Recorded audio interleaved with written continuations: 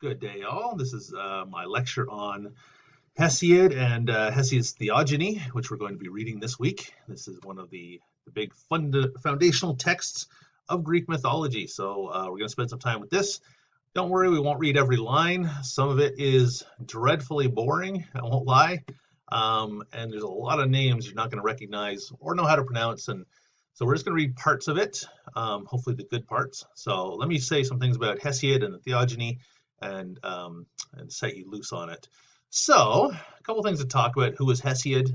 What is the Theogony, right, that we're reading? So Hesiod, there's a bust of what later people thought he looked like. We have no way of knowing. We think he was living around 675 BCE. There's no way to really corroborate those facts or what he looks like, of course. Before photographs and the internet and such. He had no Instagram page. We know that Hesiod was probably a real person. It's confirmed in a number of secondary sources or references to him. He makes a lot of personal references in his poetry. You're going to see that in Works and Days, especially. He's talking to his brother. That's the conceit of the poem, is that he's writing this to his brother.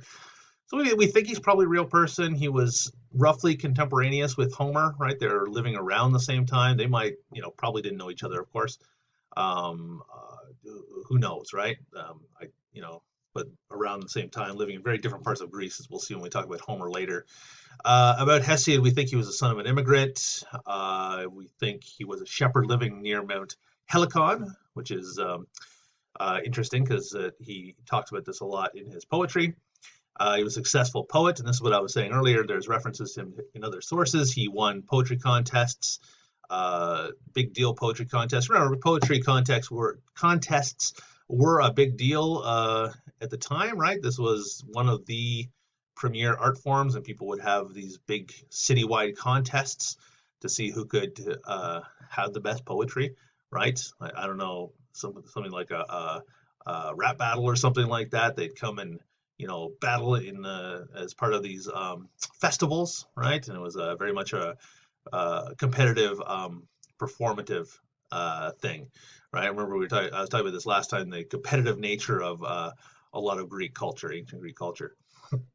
So we know we think he had a brother named Perses, who we'll see in Works and Days.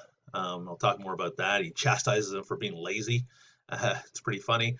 And we know a lot of these details from references from his own work and from references where he's mentioned in other records and writers of the time. But it gets pretty foggy from there. There's debate on where he died and various parts of his life. But we think archaeologists, historians think they know a good deal about Hesiod as compared to Homer, especially. So this is where Mount Helicon is, right here. The red dot here is where Athens is. Helicon's here. Mount Olympus is up here somewhere in the Olympian mountain range. Just to give you a feeling, and Crete is down here. And then, as we're going to see, Homer actually, we think, lived over here. Anyways, so Hesiod and Homer, modern day archaeologists and historians are obsessed with trying to figure out who these guys were. But the ancient Greeks didn't really mind that much. They didn't care as much about what we would think of as accurate factual history in the same way. They were much more content with myth and not necessarily needing these strict historical facts. Just didn't seem to be as big a deal. It's not until Herodotus comes along. He was writing in the 5th century BCE. He's called the father of history, or the grandfather of history by some. He wrote one of the first formal recognizable histories where he's trying to get to factual details about the past that we have records of. So we're not looking at him this semester, but he's an important figure in ancient Greek culture as well. And he wrote in his history, but whence each of the gods came to be, or whether all had always been, and how they appeared in form, they did not know until yesterday, or the day before, so to speak, so recently, right? For I suppose Hesiod and Homer flourished not more than 400 years earlier than I. So he's dating them about, that would be about 800. We're thinking about 675 for Hesiod, a little bit later for Homer. not more than 400 years earlier than I. And these are the ones who taught the Greeks the descent of the gods and gave the gods their names and determined their spheres and functions and described their outward forms. So Hesiod, who's the kind of first historical authority in Greek culture, is crediting Homer and Herodotus with Hesiod and Homer with setting in writing in a kind of permanent record these things, right? The descent of the gods, the story of the beginnings, their names, the spheres and functions of the gods, right? And describing them in these ways that really stuck with Greek society, right? So he's giving them the credit for not really creating them, right? But putting them down in writing. Okay, so in the beginning, let's get into the theogony. The theogony is a story. Notice I've underlined and bolded a story. I'll talk about that in a second, of the creation of the universe. So theogony, theos means God, gonia means birth or begetting. So theogony translates as the birth of the gods or the begetting of the gods, right? It's very much a genealogy of the gods, as you're going to see. It's a lot of the theogony is just a list. It's kind of like parts of the Bible are the same. If you're familiar with the Christian Bible, where it talks, sometimes there's pages where it's, and Luke begat Johnny, and Johnny begat Emmanuel, and Emmanuel blah, blah, blah, blah, whatever, right? It's very much a genealogy for several pages in the Bible. It's the same kind of thing. It's this kind of heroic beginning and trying to chart that epic root of your civilization. So theogony is very much that.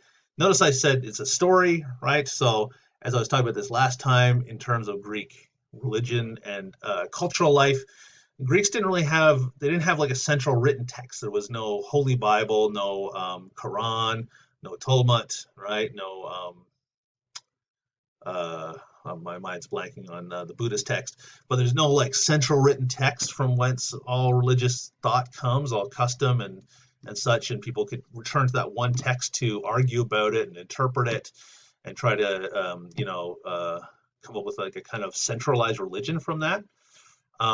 Instead, stories are oral and localized, and that's why Herodotus, giving Hesiod so much credit is important, right? Because there's all these stories happening all over Greece for hundreds and hundreds of years, and someone like Hesiod comes and he gives it this kind of poetic form, a story, as I said, right? It's just a story, one version of this creation myth, and there are different stories, there are different versions. Homer disagrees in some very basic ways with the stories that or the way that Hesiod writes it, right? He has a very different way to talk about how Zeus and his brothers split up the domains of the universe.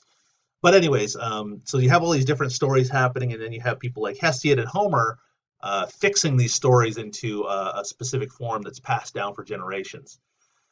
But that doesn't mean it's the only text, right? Hesiod, part of what's happening here is Hesiod, this is during the Archaic period, which I talked about last time when I was talking about the archaeological and historical part of ancient Greek culture. Hesiod is composing this text around the same time that the Greeks adopted a new alphabet coming out of what's called the Dark Ages or the Iron Ages, right? They started developing this new alphabet, which is largely dependent, as I note here, on Phoenician sources, and Phoenician were people who plied the seas in trade and had a lot of interaction with the Greeks and had a very advanced alphabet. So the Greeks basically adopted their alphabet and began writing again, and so that's part of the reason why Hesiod and Homer become these really foundational figures, because they're taking these myths that are already existing and they're giving them form at a time when writing is becoming popular again or becoming possible again for storytellers. So when they tell their version of the story, it becomes the written text that's passed around, right? So it's this kind of interesting, it's partially due to the timing of the moment that they're telling their stories, right? Greek religion, as I was talking about last time too, is syncretic, right? Which means that it takes a number of different sources, right? It's trying to tie them together, right? It's trying to fuse different systems of thought or belief, right? And especially in religion in this case, and philosophy. So they're taking gods from different cultures and fusing them together. Because, part of what we need to remember too, I've talked about this with the Dark Ages. The Dark Ages for Greece meant a time of like isolation. All the different, parts of Greece were isolated. When they came out of that, it was a bit of a unification, right? They came together with this new form of writing. But when you have these isolated parts of the culture, people have different versions of myths, they have different gods. That all needs to be tied together, and we're going to see how that happens with some of the myths. It's interesting to see all the different challenges that Zeus has to go through, right? He has to fight the Titans, he has to fight giant snake, he has to fight his father, right? And it's hard not to think about how these different battles are partially him bringing in different traditions and different belief systems. So anyways, there's a very syncretic thing happening here. You're going to see this, I think, with the genealogy as well. There's so much begetting and so much, you can see how it's this big family. It's as though all these little gods and figures, minor figures from different regions are being brought in under one umbrella. So some of the things to look for in the theogony, the oral roots. So you're going to see a lot of formulaic phrases and epitaphs. For example, owl-eyed Athena, usually when he's describing Athena, you'll have like a formulaic phrase like that, owl-eyed or starry heaven, right? And I'm giving you some line references here. After all, you started the whole ugly business. So even though this became the text that's remembered for telling the beginning of creation, because writing was becoming popular at the time when Hesiod was, alive and telling these stories, it was still, he would perform this orally more than anything else, right? So when he won that poetry contest, he went there and he recited his poem. So that's why you get a lot of these formulaic phrases and repetition, and when there's a lot of lists, so there's a lot of and this and that and blah blah blah, that goes to the oral roots of this kind of poetry, right? If you're reciting 500 lines of poetry, you need to be able to repeat things and fall back on formulaic phrases to help create a rhythm and remember things. Also, the lists, use of lists, the casual language, right?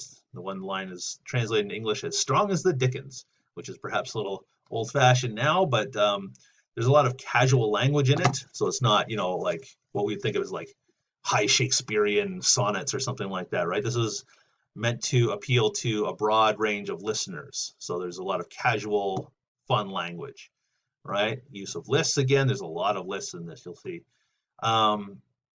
Also, the narrative structure is a bit loose, not what we would think of as super tight. And part of that is the audience knows all these stories, right? So to be, for example, Zeus is described as almighty right away, right? This is in large part the theogony is the story of Zeus and his, his ascendancy to Lord of the universe. But from the very first time we're introduced to him, he's already almighty. Because, the Greeks knew who Zeus was. There's no mystery. There's no tension to be had there, right? Hephaestus seems to exist before he's created. Same with Athena. She's talked about before she's actually born. So there's these things that we think of when we're reading it. We think, oh, well, that's bad writing. But you have to remember, for the Greeks, these were, stories that they knew well, and those things just didn't matter. Some themes to look for: order. So the theogony is chock full of violence and revolt. You're going to see Ouranos have his it's called in this translation his members. That just means his genitals. He has his genitals chopped off by his son. So there's all kinds of weird violence and things like this, and revolt. Everybody's constantly fighting for power. But we need to think about how order is still the highest good, and Zeus is an exemplar of order. Anthropomorphic gods, I talked about this before, as opposed to personified gods. So you're going to see the gods in the beginning, there's these giant lists of gods, and you've never heard of any of them, and you never hear about them again, and they seem to exist as both people and things, as I note here. So like Gaia, she's a mother, and she talks to people, but she's also the earth itself, where the children are hidden at one point. So some of the gods are personified, especially the early ones. They just seem to be like concepts for like night or strife or whatever.